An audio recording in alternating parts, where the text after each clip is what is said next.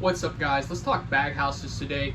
And two of the most common problems are actually working together here. And one is corrosion control or chemical attack, and the other is abrasion. And in today's video, we're going to jump into what we can do to mitigate both of those problems in a baghouse.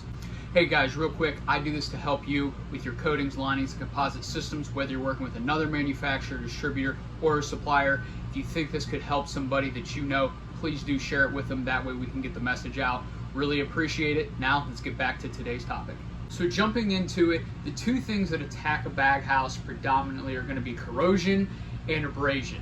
And on the first side with corrosion, this most commonly comes from a temperature difference. So what we're doing is we're actually getting a cold wall within the system, or even to the outside where we're getting condensation on there. Most commonly this is an acid, so once it condenses, then we have a big issue with corrosion.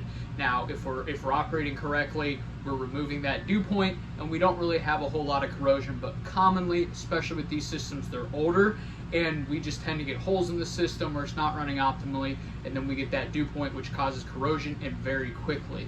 The other side of this is because of what a baghouse is doing, which is filtering out the air, all of your particulate and abrasives, whether it's on an FGD system or another type system. What we're seeing is a lot of abrasion from that particulate.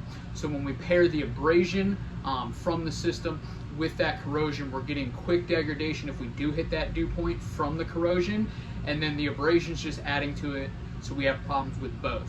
Now what we always recommend is, one, if we're fixing this, we might use a paste grade system to correct for any pitting or anything like that.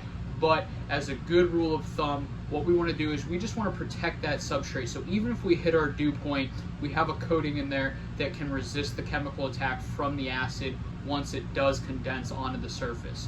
Now what we'll do is, because there is abrasion, we'll use a coating that, one, can withstand that chemical that's in there, most commonly an acid, and then we'll also put ceramic within that coating. So for us, we almost always go with a brushable ceramic, and what that will do is it will give resistance to the particulates flowing through there. So again, we have the resin system, the coating that's giving us a barrier between the steel and that acid once it does condense, and then the ceramic within it is resisting any abrasion that may be coming from that particulate that goes through the system.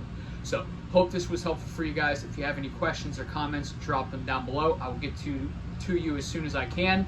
Appreciate you as always. Godspeed.